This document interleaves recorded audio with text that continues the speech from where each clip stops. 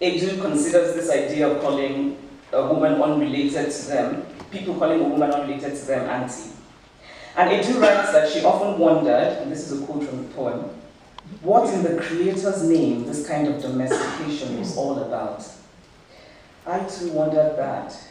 And yet, 3 years ago, when I first met Amate Edu in Norway, I immediately called her auntie.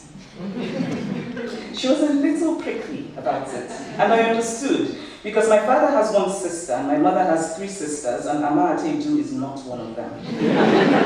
But, reading that poem that she wrote for A4 Sutherland, I came across these lines.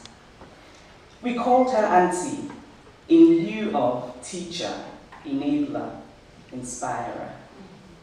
And I realized that this too was why I wanted to call Amate Edu auntie.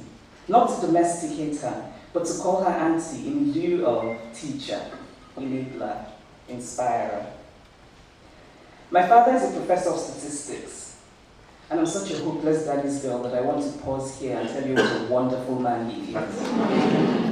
He's 80 years old, he turned 80 in March, and he is my life's greatest inspiration. He's a man of integrity and grace and gentleness and... All right, I'll get back to my talk. Because my father is a professor of statistics, we didn't have shelves lined with novels at home. My father read novels, and he still does, although he complains now the print is too small.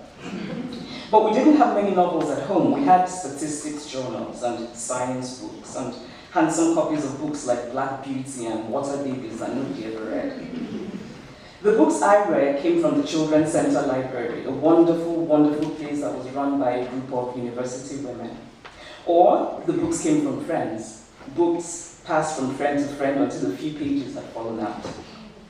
And I learned to read books with missing pages, and I would make up the missing bits in my head. Or the books came from my friend's father's library, my best friend's father's library. My best friend's father, Professor Gono, a kind and lovely man, was a professor of languages. He had a study full of light and full of novels. It was there one afternoon that I first discovered Amate Edu, a slim book with an orange spine on a dusty shelf. The title alone was riveting. Our Sister Killjoy, or Reflections of a Black-Eyed Squint. In the book, the main character, Sissy, is a self-assured, perceptive young woman from Ghana who has received a scholarship to go to Europe in the 1960s.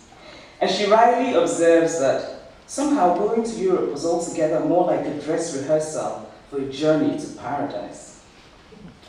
She recognizes the opportunities of Europe, but certainly does not consider it close to paradise. She recounts with that wry and sometimes dispassionate voice her experiences in Germany and England. One of the more interesting to me was the story about the German housewife who falls in love with Sissy and makes a romantic pass, much to the benign amusement of Sissy. And I have to confess that despite my constantly talking about how we must assume a writer's character is not the writer and blah, blah, blah, when I met Amate Edu, I was very keen to ask her about the German housewife. I loved Our Sister Killjoy. I was stunned by the believability of Edu's characters, her fantastic sly wit and humor, her clear-eyed vision, her unusual style, particularly in that book with the prose interrupted by verse. All of them done with a sure hand that propelled the narrative forward. Most of all, I loved what I, eager to come up with a fancy but honest expression, would later describe in a rather clunky phrase as the validating presence of complex femaleness. I had not often seen this complex femaleness in other African books that I had read and loved. And so Amate Edu was a wondrous discovery. I read her other books, and her story collection, No Sweetness Here, is my favorite. I recognized in that book a longing for the past that I identified with. Amate Edu seemed to mourn the often disparaged past of Africans, not because it was necessarily a past that was better for Africans, but because it was simply a past that was theirs.